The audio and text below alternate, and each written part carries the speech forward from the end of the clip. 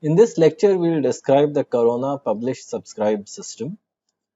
So this is an extension of what we have been studying in the distributed with regards to distributed hash tables. Particularly, this is an extension of pastry. So we will see how to use it in this setting. So first, we will describe the general structure of publish subscribe systems. Then we will discuss the design of Corona. And finally, we will discuss the results, the evaluation results of Corona. So let's first describe the broad structure of a publish subscribe system. So the broad structure is like this. So in any publish subscribe system, we have a set of publishers and we have a set of subscribers. So let us say that this is a hypothetical space. So all of the publishers publish topics of interest, publish stories of interest to the PubSub system.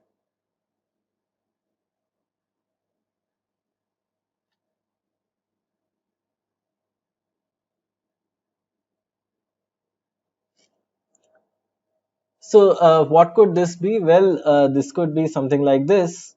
That so consider the stock market.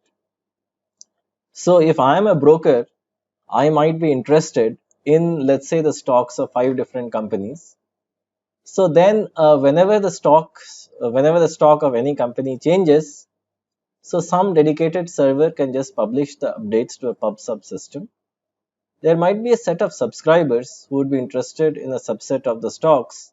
So the moment that there is a change, a message will go from the PubSub system to the subscribers, right? Whichever subscriber is interested, telling them that look, there is a change, there is an update. So in the case of a stock market, one of the stocks that you were interested in, that stock has changed. So you would like to take a look at the new stock price. So in general, what happens for subscribers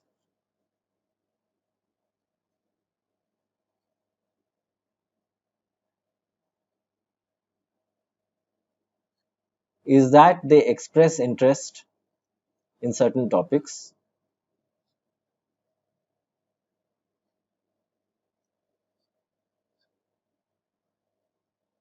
So this is notified to the PubSub system.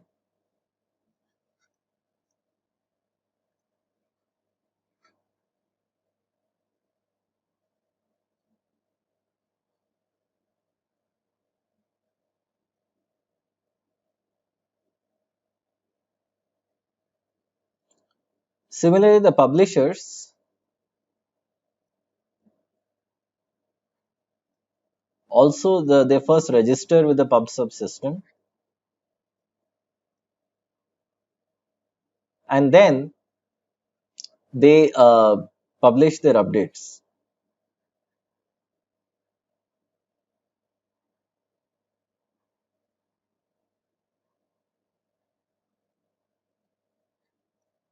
So this can be anything. These can be stock feeds,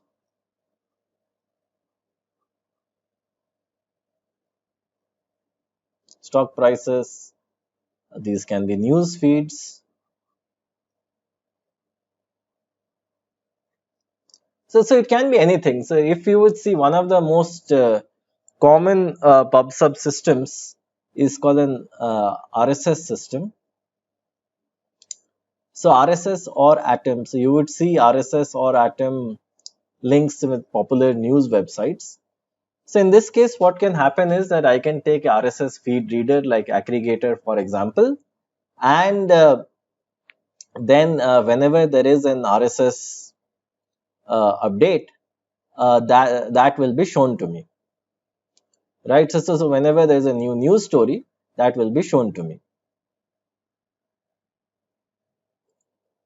So I'm showing you the RSS page of Times of India.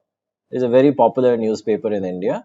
So if you see, so the Times of India is publishing stories with respect to many topics. So top stories, India, world, business, cricket. So if I want, I can subscribe to many of these topics. The moment that there is a new story in, let's say, for example, science, I will have a dedicated RSS feed reader, and the dedicated RSS feed reader will show me the update in science. So let me click cricket, for example. So what you see over here is a complicated, unreadable piece of text. But if I were to open the same in an RSS feed reader, then actually I would nicely see all of the updates in my feed reader, right? And so a quick word about RSS. If I were to show you the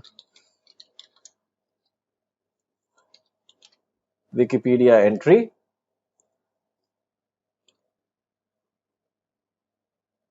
so RSS, the full form is really simple syndication, and so this gives us summaries of websites where it's one of the most popular pub sub systems. The websites publish their news, and then we can subscribe to them, and then I'll immediately get notified the moment that there is a change in a website. So pub sub systems are not just limited to RSS, even though RSS is very common. uh, Pub sub systems are kind of there everywhere, where we have a publisher that posts updates, and we have a subscriber that registers to get updates. So we just saw a example of RSS, but of course this can be in any kind of a system. So how does this actually work? So the way that this actually works is kind of interesting. Let's go back to our journal over here. So the way that this works, well, we can have two methods. The first is polling. So in polling, what happens is that the subscribers keep on asking the publisher, do you have an update? Do you have an update, right? And the other is kind of an interrupt driven mechanism, where the subscriber registers her IP address with the pub subsystem, and whenever there is a change, the subscriber is notified. So clearly, in an interrupt driven system, the pub subsystem has to do the work. It has to maintain state. Whereas in a polling based system, the pub sub system does not maintain any state. So the specific motivation for Corona is like this, that a polling based methods are not very efficient because they place a lot of load on the server. So Corona provides a very scalable method and very flexible method also to disseminate updates. So let's say, for example, I'm interested in updates, sports updates, and let's say there are a million people like me. So all million of us should not actually be polling the sports site and actually trying to get updates. And also, so let me draw this over here. So let's say there is a sports site, a website, and there are millions of subscribers. So we have discussed two methods, polling and interrupt based.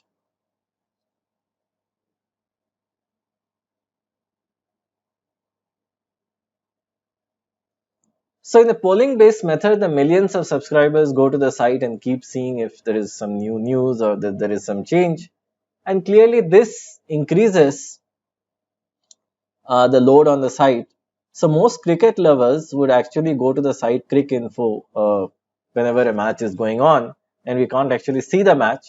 And pretty much we keep on pinging it to see if, if there is a new status update.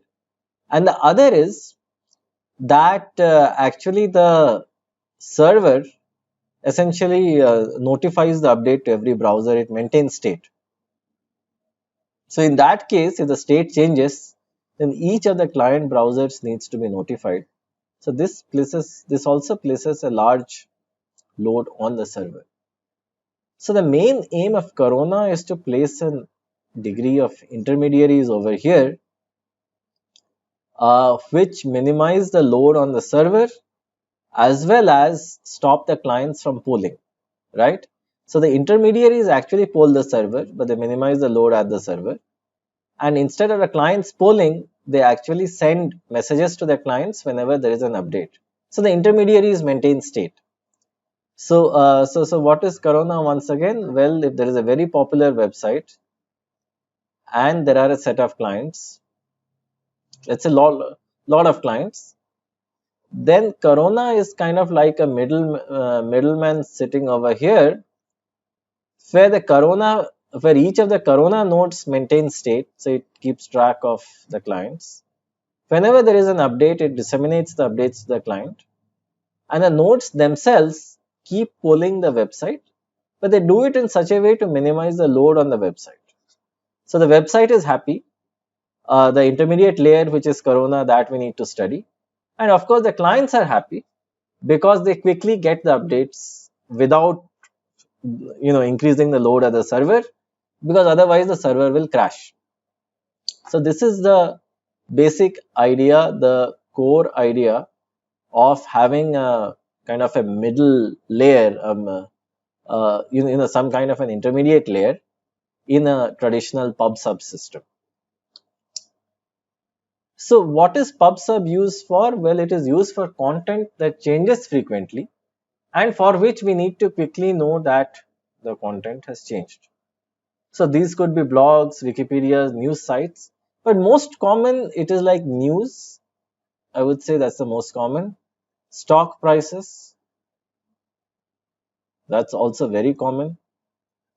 So sports scores, updates, right? Cricket, for example, right? All day, if a match goes on for the entire day, we are getting updates. So the current solution is using RSS feeds, as I just showed you on Times of India's website. It's called micro news syndication, and it's kind of based. So now there are many more sites that also give us short news briefs. So many of these sites like InShots and so on give us very short news briefs. But all of these are based on very simple polling. So there is clearly a trade-off between the latency perceived at the client and the bandwidth at the server. So both need to be taken care of. So one is minimize the server load. The other is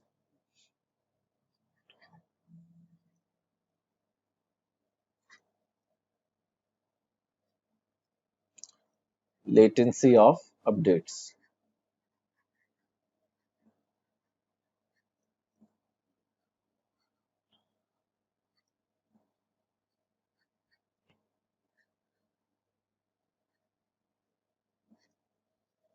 So the idea here is that the load at the server, of course, has to be minimized, but also the latency of updates for each client, even that also has to be reduced. So what are the contemporary approaches? The contemporary approaches is that some content providers impose a rate limit on the amount of bandwidth per IP address, the number of IP addresses that can connect at the same time, or a range of IP addresses.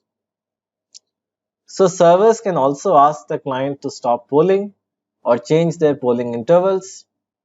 So that is why many of the popular news sites like including Times of India or anything else that has a large viewership, so actually they go via intermediaries. So one of the most popular intermediaries is actually a provider called Akamai. So what Akamai does is that it essentially sits between some very popular websites and the clients. So whenever a client browser actually points to some very popular website, it essentially hits an Akamai node, and it's the job of the Akamai node to collect updates from these websites and give it to the client browsers. So of course this process is hidden from us. So as a client browser we don't get to see it, but it is kind of still happening, that Akamai, which sits in the middle, that actually does it for us, right? Which is that getting the updates, latest updates from the server and giving them to the clients. So Corona's aim is something very similar. So of course, Akamai is a proprietary solution. Corona is in academia. So it manages a server's bandwidth efficiently, stays within limits, and gives the clients the best possible update latency. So of course, for clients, you can think of this as something which can either be polling or interrupt. But the relationship between a content aggregator or a provider like Akamai or Corona and the website is a purely polling based relationship. So how did the Corona system, which was done way back in the 90s, how did that actually work? So users subscribed by sending instant messages to a registered Corona user ID. So of course, instant messages are there everywhere. So we have, we have a lot of instant messaging protocols like Google Talk and so on, right? Skype and Google, and we have a lot of instant messaging platforms. Also, we have the software called Game in Linux, which kind of aggregates all of them. So they send an instant message to a Corona user ID. Corona is a set of nodes on the cloud that monitor a set of channels. So essentially, every website or every content provider is called a channel. So essentially, any service that generates an active feed of data, an active feed of news is called a channel. So the Corona resource allocation algorithm will essentially dedicate a set of nodes in Corona to monitor a given channel. So they will do that. So they will filter out useless content. So this can include timestamps and advertisements and things that actually clients don't need. And then a difference engine will extract the relevant portions that have changed. And these differences will be distributed. The new updates will be distributed to the clients. So this is all that Corona does, which means it first does polling, it polls the channel, it extracts the difference, and then it distributes the difference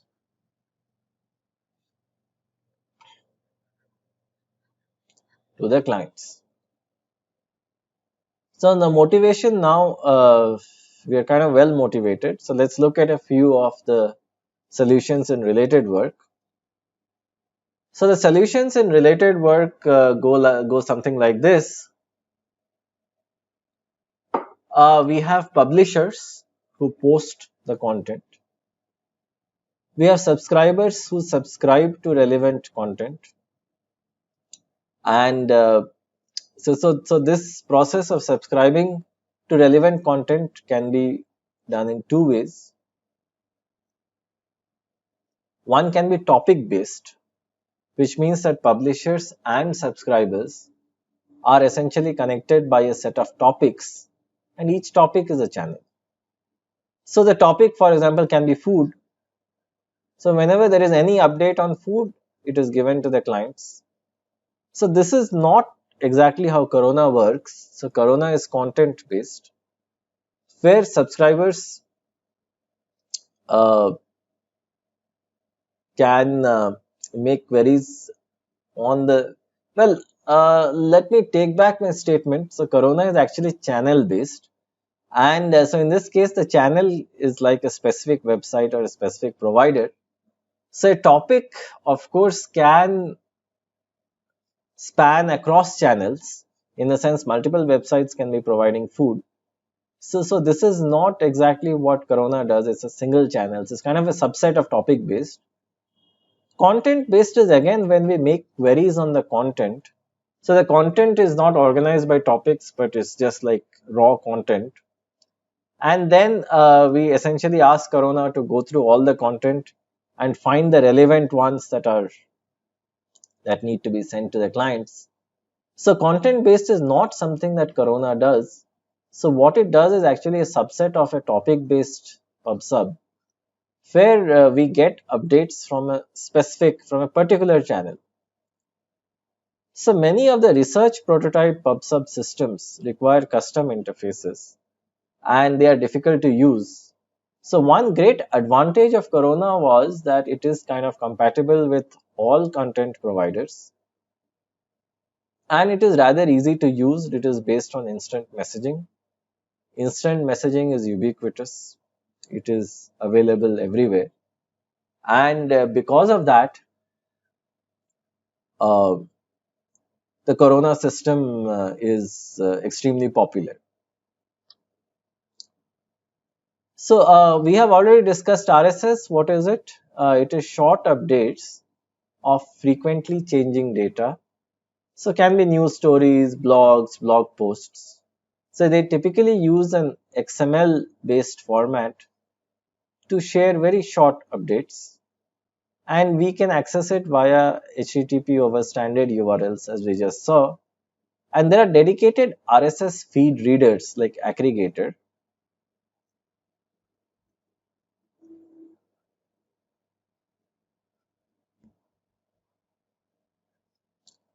to display the data.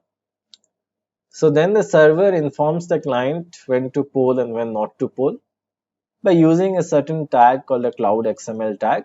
So the servers in RSS automatically do some sort of a rate control. And if let's say there is excessive polling, excessive load at the servers control the rate. But in the case of Corona, this is not required. So an example of an RSS XML snippet.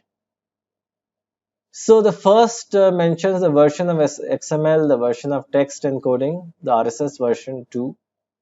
So this is a channel. So the channel of course can have a lot of things.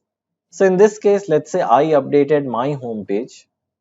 So then, so my home page will come here along with the link that has been updated, the description of my home page, and the particular items that have been updated. So let's say I updated my teaching page and I updated my research page. So both the updates, right? So let's say I just change the descriptions, for example. So both the update for the teaching as well as the update for the research, both of them are showing up over here. All right. Both of them, the update for teaching and research, show up as separate items in the RSS link, right, in the RSS snippet, and a dedicated RSS feed reader displays these items to the reader. Now we come to the design of Corona. So Corona stands for Cornell Online News Aggregator because this was initially a project from the Cornell University. The key features of Corona are as follows. The first is cooperative polling, which means we assign multiple nodes to poll the same channel and share updates. So if this is the same channel,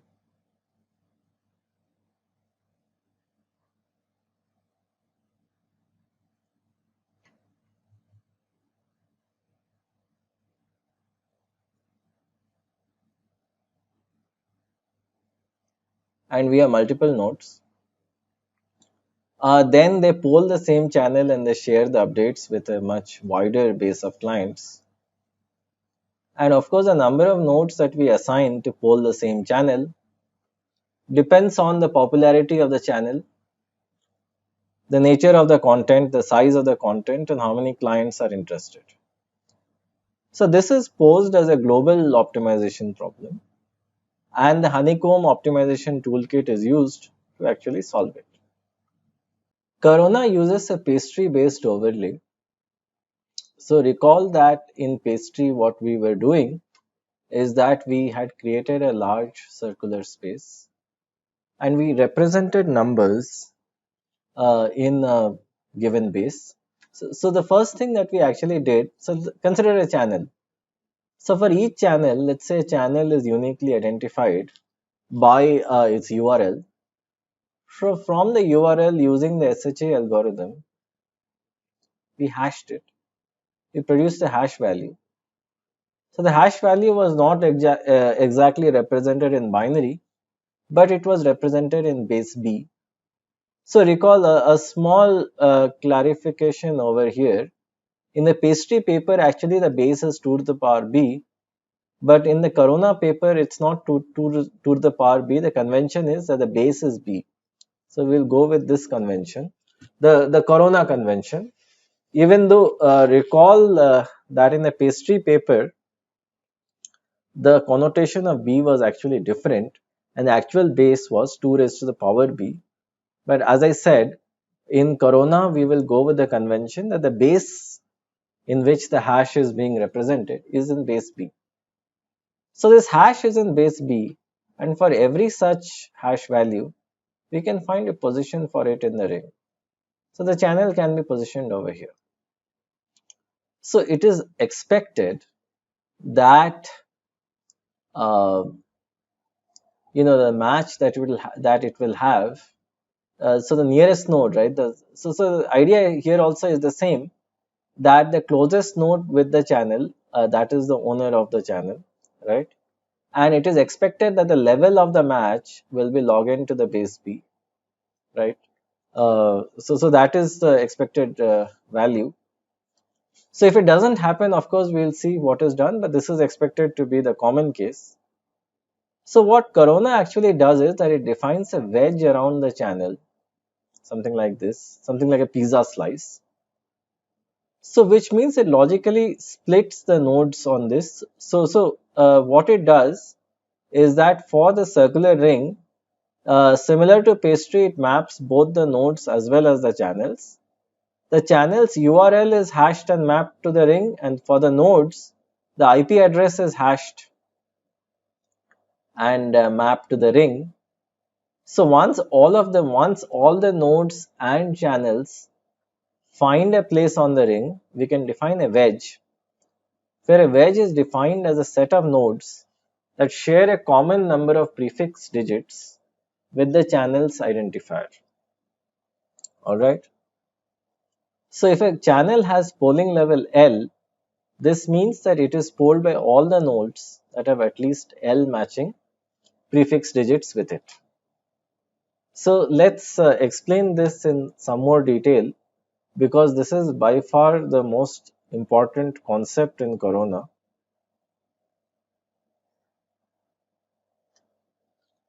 So both the channels as well as the nodes are mapped to this circle. So let's say that the channel is mapped over here. So then one of the nodes will be the closest to the channel.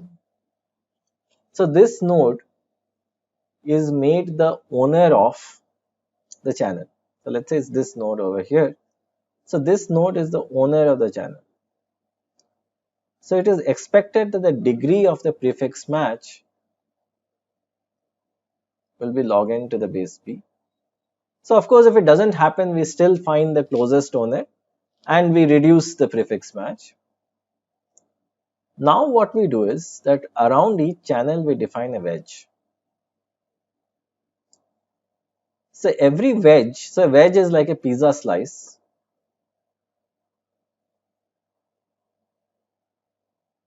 So with every edge we define a polling level L.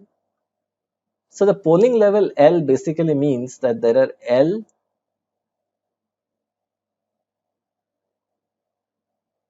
matching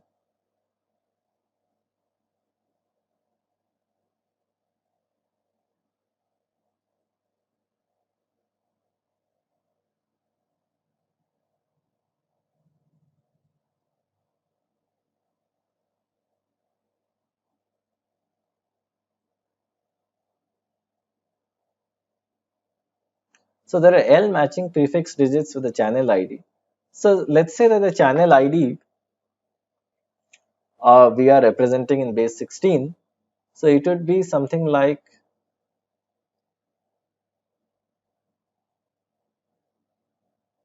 so let's say something like this.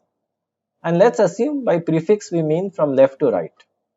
So if this is the channel, then for a given node, if let's say it is a part of the wedge that is monitoring the channel, so I'll come back to what is monitoring the channel, but let's look at this for the time being, and let's say it diverges from here on. So in this case, the polling level is equal to the number of matching prefix digits. In this case, the number of matching prefix digits is 5. So the polling level is 5.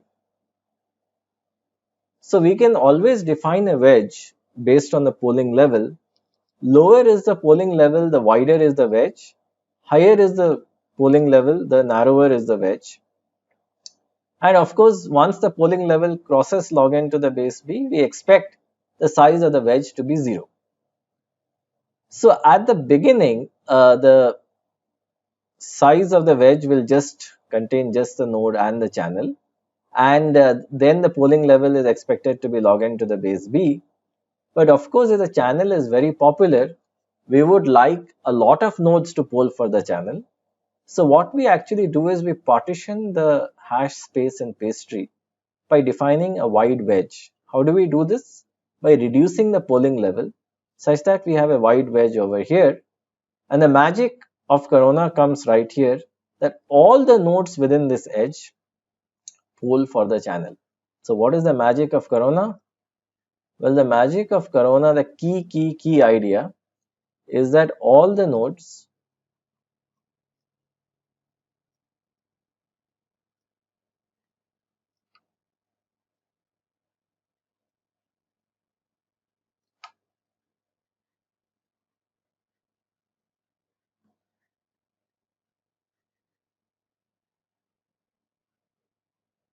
is that all the nodes in a wedge poll the channel.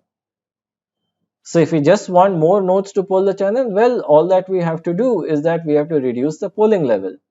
Once we reduce the polling level, we will have more nodes that it will span, and the increased number of nodes will actually come and poll the channel. And let's say the channel loses popularity, then all that we need to do is that we need to increase the polling level, the wedge will shrink. So let's say the wedge might become something like this. And then a fewer number of nodes will poll the channel. So on a similar line, we can have different channels at different parts of the pastry ring. For each of them, we will have a wedge that is defined. Also note that in this case, wedges can be overlapping. So in this case, let's say if there is another channel over here, let's say something like this, we can have, let me use a different color. Let's see if I can do that. Pen settings. Yeah, I can. So let's say there's another channel over here, which is this channel. Then essentially I can define a wedge for it, which would look something like this. So here kindly note that the two wedges are overlapping. So nodes in the overlapping wedges would actually poll for both. So Corona does have a way of managing such conflicts in a very indirect manner, but we will discuss that later.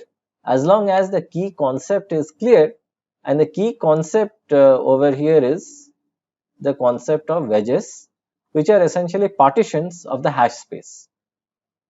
Right, so the concept of wedges is the most important, and it is essentially a partition of a hash space, and that is clearly the most important concept here, that we can either have a wide wedge or a narrow wedge depending on the polling level, which can be changed dynamically. So the entire optimization problem within Corona, in Corona,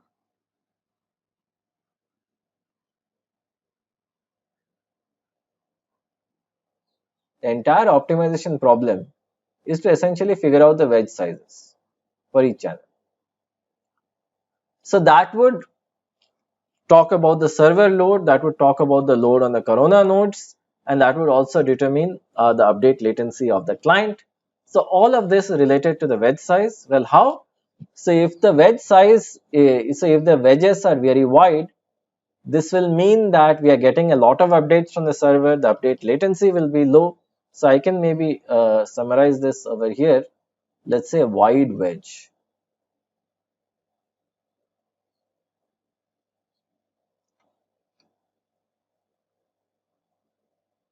Low update latency because a lot of nodes are polling, and they can also poll at random intervals.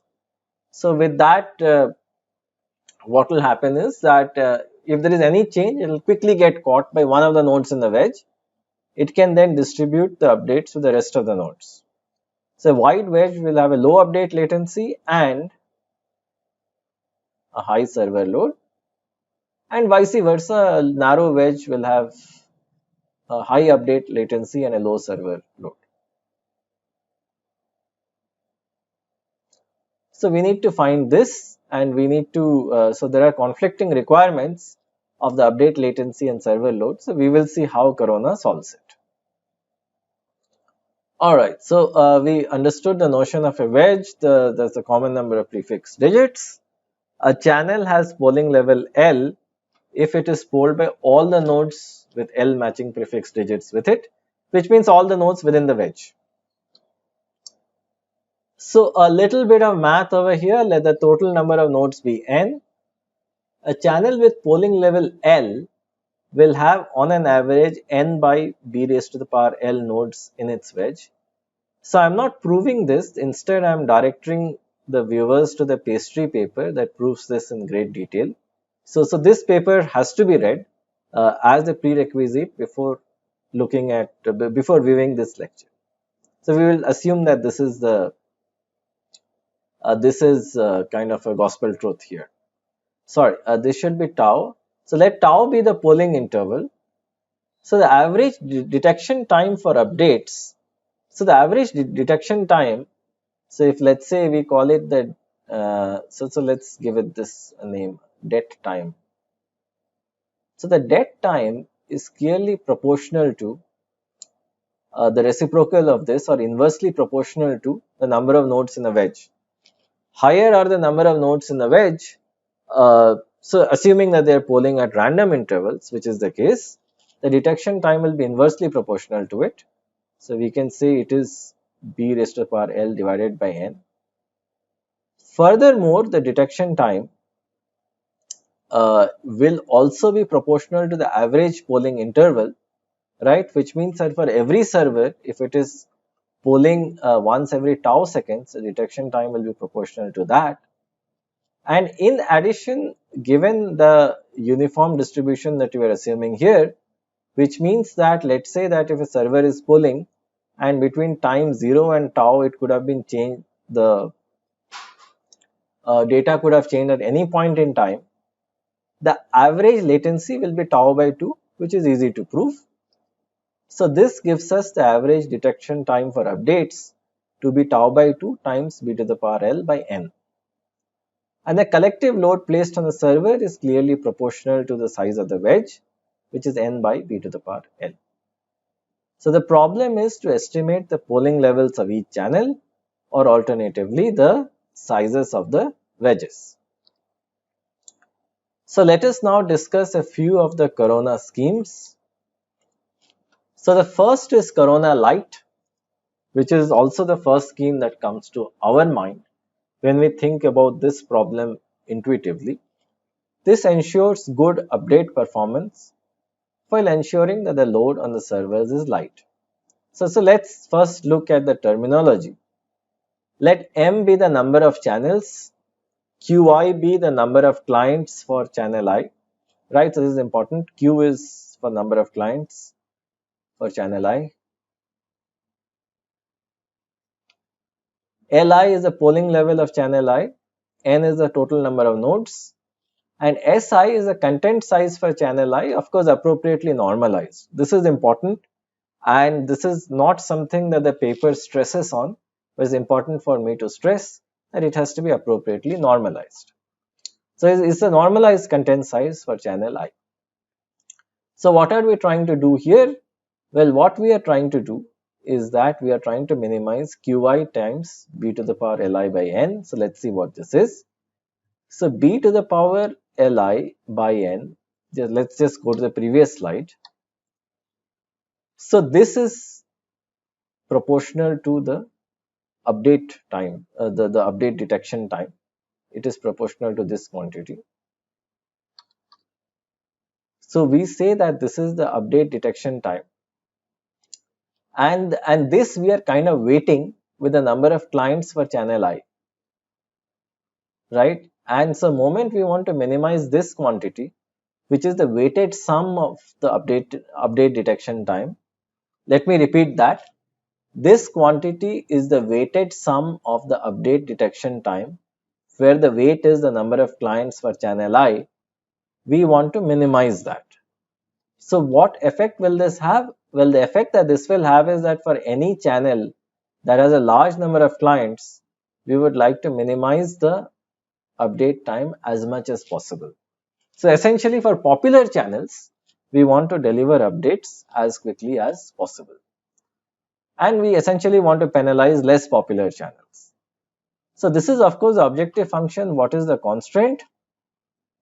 The constraint is, so n by b to the power, sorry, I should delete that. N by b to the power li, which is the same as this quantity over here, is essentially the expected size of the wedge. So this is the expected size of the wedge, and this is the size of the content of the channel. So if I multiply the content with the size of the wedge, this gives me an idea of the bandwidth, right? The bandwidth requirement from the server to kind of supply data to all the Corona nodes. So this is an estimate of the bandwidth of the server. So if I were to add up the collective bandwidth of all the servers, right, for all the channels, so the collective bandwidth for all the channels has to be less than equal to the number of clients, and this is like kind of a bandwidth constraint. The reason that this is a bandwidth constraint is that, look, if this was equal to the number of clients, we didn't need Corona. So one main advantage of Corona is that we want to pretty much reduce the bandwidth at the bandwidth requirement at the server, right? Because otherwise the server could just provide data to all the clients. We didn't need Corona in the first place, right? So we keep this as a constraint, that the normalized content size multiplied of course with the size of the wedges, the sum of that across the channels should be less than equal to the total number of clients for all the channels, which if you see from a common sense point of view also makes sense, because this kind of justifies Corona, right? If we didn't have this, then pretty much, Corona, what would happen is that in the quest of minimizing the update time, the bandwidth requirement from all the servers would be more than what a non-Corona system would require, which would not make any sense at all. So given this kind of a common sense constraint, we try to minimize the update time. So here what happens is that the clients of popular channels, needless to say, gain a lot, because for them the average update time gets reduced, that too significantly. This nicely partitions the bandwidth across the channels. The update performance of course would vary depending upon the type of the workload, because the type of the workload is not being considered here very explicitly, and for less popular channels they kind of suffer in this case. So then we define Corona fast, which is expected to be the fastest. So I'll explain in a second why. The terminology remains the same, where M is the number of channels, Qi is the number of clients for channel I, Li is the polling level of channel I, N is the total number of nodes, Si is the content size, and T is a certain constant. It's a performance target. So what am I trying to do over here? I'm trying to minimize this quantity. What is this quantity? So Si is the, so this quantity is exactly the same as this quantity. In this case, Si is the content size, as I said, normalized, multiplied by the size of the wedge. So in this case, what I'm trying to do is I'm trying to minimize the bandwidth, the load placed on the content servers. I'm trying to minimize that. Subject to, so this is interesting, this quantity is the same as this for Corona Light, which is the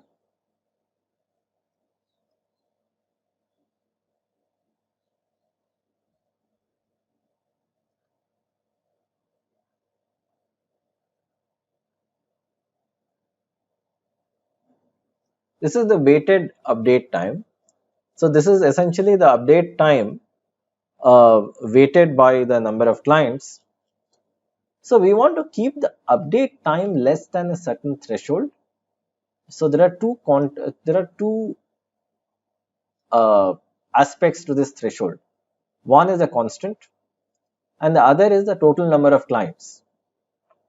So of course, the update time should be a function of the total number of clients, because as the number of clients increase, what that would essentially do is that would place a higher load. And here what we are saying is that, look, if the total number of clients are increasing, then the system is expected to be less responsive. The update time should increase. And that's kind of getting captured over here. And T is just a factor for normalization. But the key aim over here is that, look, I want to achieve a target update time. And the target update time is should be less than a threshold. And the threshold is proportional to the total number of clients across all the channels, which also it should be. That if there are less clients, I should expect a lower update time. And if there are a lot of clients, I should expect a larger update time. So Corona Fast is clearly the fastest when it comes to update time. Now the question is why? So an astute reader can always ask that, look, for Corona Lite, you try to explicitly minimize the update time, whereas in Corona Fast, you try to minimize the bandwidth. So from a common sense point of view, Corona Lite should give the fastest update time and Corona Fast should not. Well, that's true, but that's not the case. In this case, we are like kind of forcing the update time to be less than a certain value. So this is like a knob which is totally under our control, and we are turning the knob to a point where our update time is the lowest possible time that is possible. And in this case, the bandwidth is kind of going free. So we are trying to minimize it, but think of the update time as being constrained and the bandwidth as being free. So we can lower this as much as we can, to achieve kind of any target within a feasible range. And once we have kind of set up our mind on this, then we can, of course, so once we set up this threshold over here, which is the constant T, which is the most important, that sets our target. Once the target has been set, we minimize the bandwidth. So clearly this is totally in our hands. We can make Corona as fast as possible. Whereas in this case, the target is the bandwidth. And then of course our space for reducing the update time is kind of constrained. That's why Corona Fast, as the name suggests, is genuinely faster in terms of update time as compared to Corona Lite. I would ask the viewers to go over this logic several times till they are convinced.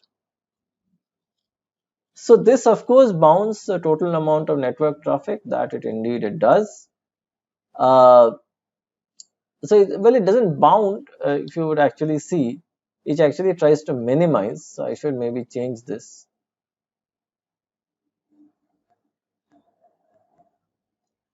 It allows us to tune the update performance per application, which is just what I said. Given an application, we can fix a target.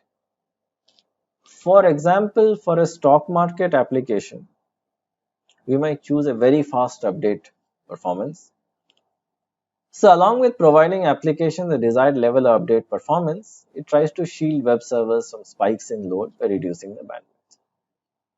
So of course, the negative aspects for both of these protocols is that both Corona Lite as well as Corona Fast do not consider the rate of change of objects in a channel, in a sense that, look, the update time only makes sense in the context of the rate of change of the object.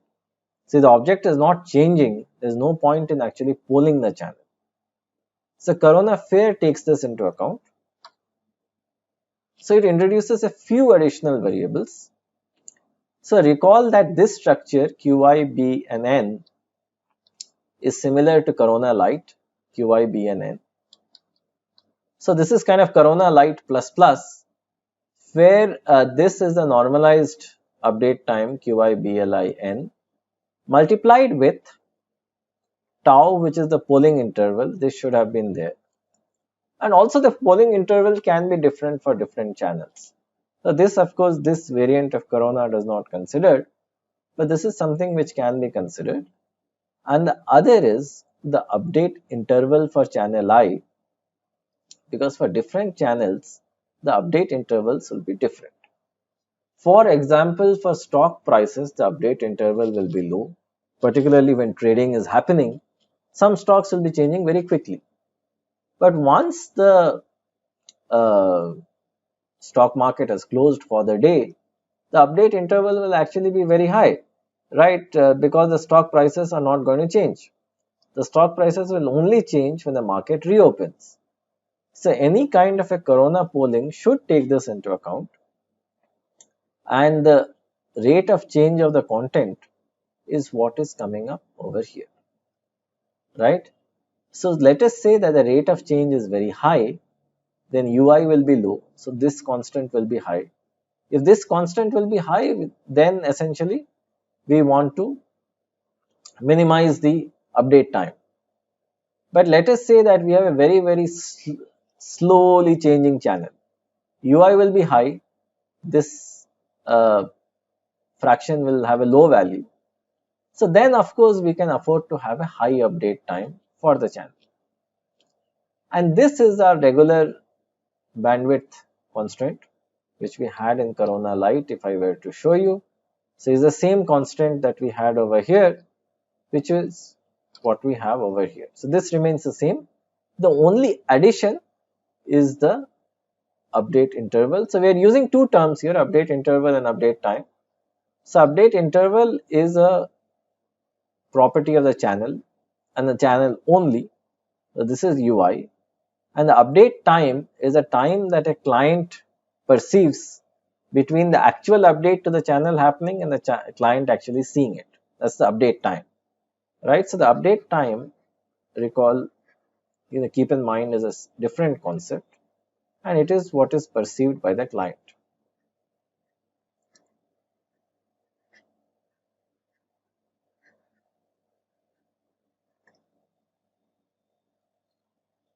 So of course it can be, so one criticism of this formula is that for very slowly changing channels, the update time can be very large, which is kind of unfair, right? So we are basically giving too much importance to UI. To kind of reduce the importance in UI, what some, so two other variants of corona, what they do is fair square root actually consider the square root of this quantity to kind of temper down the effects of UI. And if we further want to temper down the effects of UI, instead of the square root, we consider the log. So that will further kind of reduce the effects of a large or small UI. And so we consider the ratios of the logs. So as we discussed, Corona Fair is similar to Corona Lite. Corona Fair, of course, has two versions, Fair Square Root and Corona Log. It also tries to minimize the update detection time, which we call the update time in the lecture. So recall, update time is different from update interval. Just go back to 2 slides back. So it minimizes the weighted update detection time with a limit on the total amount of traffic. It also introduces a term to reduce the number of allocated servers if the rate of updates is small, which we have been calling as the update interval. Furthermore, it's possible to dampen this term, right? Dampen by considering the square root, the ratios of the square roots or the logs, as we just saw over here. So this can be posed as a core optimization problem. So the optimization problem in this case will be something like this, that we want to minimize a quantity f subject to some other quantity being lower than a threshold. So these can be kind of expressed as generic functions as f and g, where we want to minimize f subject to g being lower than a threshold. If fi and gi are the performance or the bandwidth cost of the channel at polling level li, right? So it doesn't matter what these are, but for different variants of corona, f and g will be different functions. Then we can set up an optimization problem. And if you would see the corona paper, it proves that the problem is NP hard. But of course, we can find good approximations to it, where m being the number of channels, n being the number of nodes. We can find good approximations within m log n time. Honeycomb can do that. So how does Honeycomb actually do it? Well, Honeycomb, what it does is that it combines channels with similar trade-offs, where the trade-offs are defined as the f and g functions, uh, into a trade-off cluster. Channels with similar behavior are um, nodes and channels with similar behavior are clustered, and the nodes periodically exchange these clusters. And furthermore, nodes locally run the honeycomb algorithm to figure out the assignment of nodes to channels. And of course, disagreement regarding the assignment of nodes to channels can be a problem, but this of course does not happen. But the key idea over here is that there is a distributed mechanism of solving the optimization problem. So it is not that one central site solves it. Instead, what happens is that if, let's say, this is the wedge, each of the nodes individually solves the problem, and each of the nodes individually can on its own volition increase or reduce the polling level. For example, let's say if this node perceives that it needs to reduce its polling level, then what it can do is that it can reduce the polling level on its own volition and consider a bigger part of pastry, right? Bigger part of the pastry ring. Now, some of the systems management issues. So let's just go over the entire process of running the Corona system.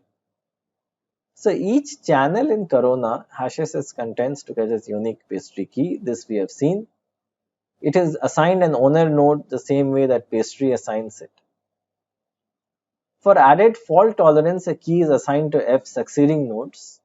So if you would recall, we had seen something very similar in Amazon Dynamo, where a key is not just assigned to one node, but it is actually assigned to a series of nodes, f successive nodes, such that if one fails, the rest can take over.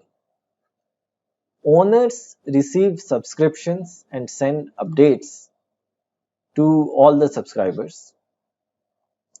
So what do the owners do? Owners are the one who receive all the subscriptions, and then they send updates to all the subscribers typically.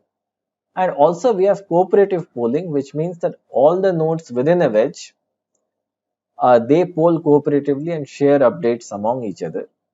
So there are three phases in cooperative polling, and this is cooperative polling as well as independent polling, in the sense that nodes can independently increase or decrease the wedge size. So the first is the optimization phase, where a node applies the honeycomb based optimization technique to the traffic data that it has collected from the servers. So any change to the polling level is connected to is communicated to the peers, and of course nodes can change that on their own. And nodes, and then so this is the maintenance phase, and then the aggregation phase is when nodes receive trade-off data from other peers, so that again they can run the next round of optimization. So initially at the owner node at level k, which is expected to be log n to the base b, polls for the channels. Any node in the maintenance phase, which you would recall is the second phase over here, might decide to reduce the polling level to k-1. In this case, a small wedge will form that will perform cooperative polling. Whenever there is a change in the polling level, some nodes need to be instructed to start or stop polling, which a node will take care. Owners will typically monitor the status of all the nodes in the wedge and aggregate all the maintenance messages, sorry, at the end over here in the aggregation phase. Sorry, yeah. Whenever there is a failure, Corona will remove the nodes from the ring, and on the addition of a node, Corona will add it to the rings the same as pastry. And if let's say the owner fails, then the subscription state of the owner is deleted and a new owner will take over.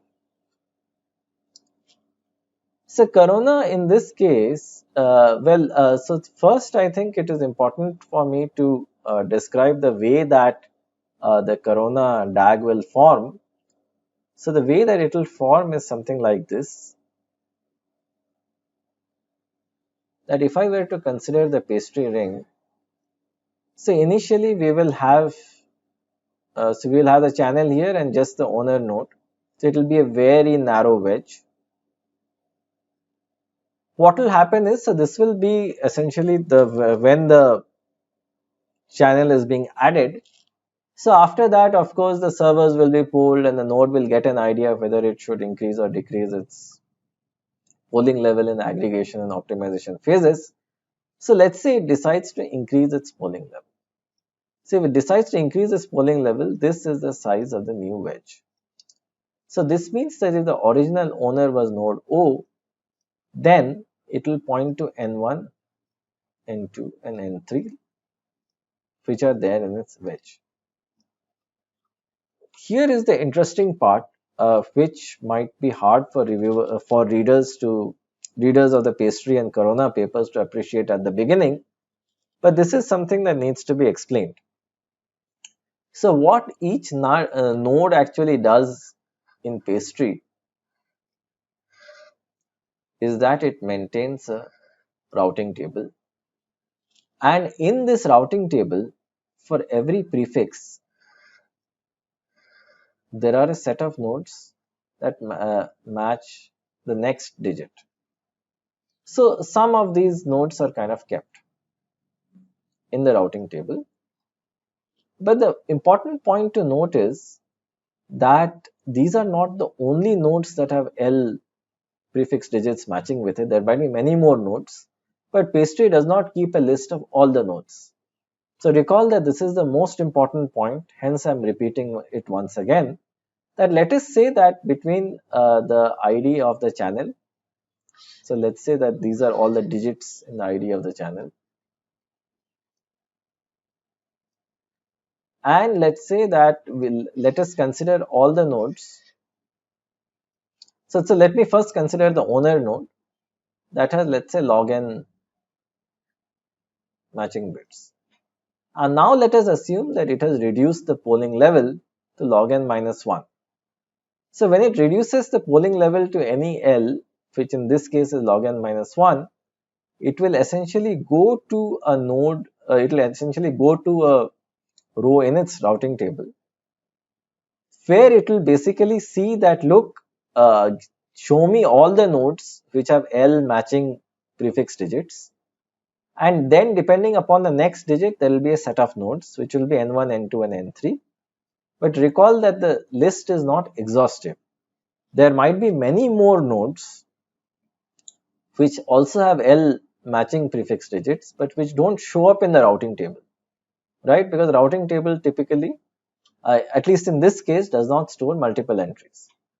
Now assume that node N2 on its own decides to reduce the polling level to L minus 1. If it does that, it will again point to a set of new nodes which are N4, N5. But given that N1 and N2 also match in the first L digits, they will also match in the first L minus 1 digits.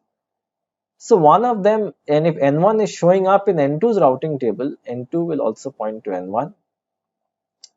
And so what we will essentially, and then again N5 might decide to again change its polling level. It might end up pointing to N3 and maybe a few more nodes. So what we will actually have is that we'll have a directed acyclic graph or a DAG. And the reason we'll have a DAG is because the nodes independently choose to either increase or decrease the size of the polling levels. And this is what gives us a directed acyclic graph kind of structure. And the moment N5 or N2 or N1 anybody reduce the polling level, they will cut off edges and vertices from the DAG. So of course we'll have an overall owner, and the overall owner will only know its children, and N2 will know its children, N5 will know its children. So any update that is disseminated by the owner, that pretty much, and of course any node will also know who its parent is in the DAG. So let's say if N7 finds an update, its job is actually to propagate the update all the way up. So there can be different variants of this, but the most common variant would be for N7 to propagate the update all the way up to the final owner. And the final owner will then again disseminate the update to all of the child nodes, so that all the child nodes get the update. So this is pretty much what is being said over here. And of course, if the owner dies, a new owner comes up, it will take control of the DAG and maybe delete the subscription state of the new owner and request for new subscribers. So a lot of things are possible over here. Corona has a dedicated difference engine that computes the difference between different versions of a file by polling the server. It will only sell the deltas or the differences to other nodes in the polling wedge, right? Only if it sees it, right? It doesn't send the entire file, only the deltas. And each new version of a file is given a new version number. And definitely it will share the delta with other nodes in the wedge and also send it back up to the owners. This is not what I'm mentioning here, but this is what is mentioned, what I just mentioned previously, a slide ago. So sometimes it is possible that a node is not in a position to determine if the current version of a site is new or old. So it cannot reliably get a timestamp from the server. Then what it does is it sends the data to the owner, which is supposed to be a repository of all the past versions of the site. So the owner thinks that the timestamp is different, then it assigns a timestamp to the new version of the site and it multicasts it. So essentially the new update flows through the entire DAG. So the owner of the wedge, the original owner, still has a lot of role to play because it kind of owns the DAG, and it also decides if an update is new or not. It does that, and also it propagates the update to all the nodes within the DAG. How does the user interface work? So users need to add Corona simply as a buddy, as a friend in their instant messaging system. Subscribing or unsubscribing to a URL is as simple as just sending a message to Corona. All the subscribed messages are routed to all the nodes in the polling wedge for that particular channel.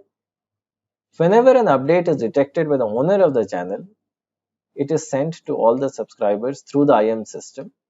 So here polling again is not required. This is kind of like an interrupt driven mechanism where you have consistent connections with the owner of the channel.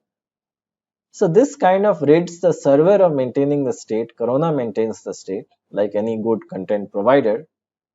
And IM systems will typically allow such kind of a peer-to-peer communication with persistent network connections, something like what's similar to what Skype does.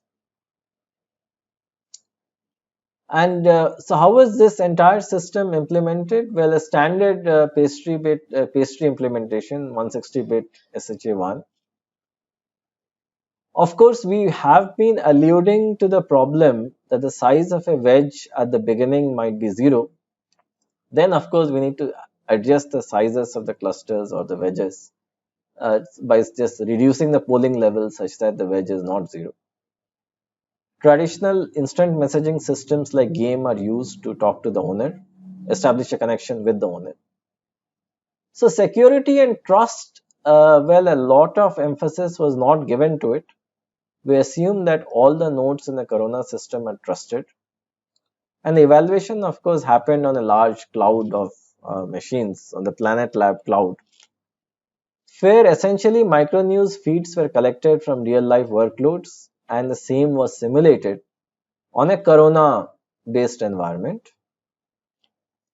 So the system had 1024 nodes, 100,000 channels, So this is kind of a very large system actually. So with 100,000 channels and 1,000 nodes and 5 million subscriptions, this is even much larger than many of the commercial systems that we see. But that was also the aim, to see how much does it scale. The polling interval was set for 30 minutes and the maintenance interval for 1 hour. So every 1 hour there was a reconfiguration, and all the variants were compared: Corona Light, Corona Fast, and Corona Fair. So for all the variants, what we actually get to see is that for the legacy RSS based system, which we are comparing against, the average update detection time, so everything here is measured in seconds. The average update detection time was 900 seconds. With the average load, so let's say the average load, let's look at that in terms of arbitrary units. That was 50. So Corona Light, which of course tries to minimize the update detection time subject to a constraint on the load, so that immediately brought it down to 53.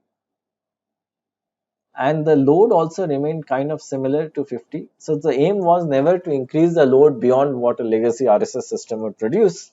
So it brought it down to 48.97 with 53. If I were to compare Corona Fast, which we have argued that it will be faster, so it brought the average update detection time to 32 and the average load to 58.75. So of course Corona Fast is the fastest, and as we can see it is very fast, but it increases the load at the servers, not much though. Corona Fair is something that considers also the rate of change of the content itself. So even with a moderate load, the average update detection time was very high. The reason being that it gives too much of emphasis to the rate of change of content to that time. But once that was kind of tempered down and it was kind of made fair, uh, it was kind of made fair that even slow moving content will at least get some servers. So with this fair regime, with both the square root and the log schemes, the update detection time came roughly to the same ballpark as Corona Light, albeit with much more fairness, and the load also remained very similar to the baseline RSS load.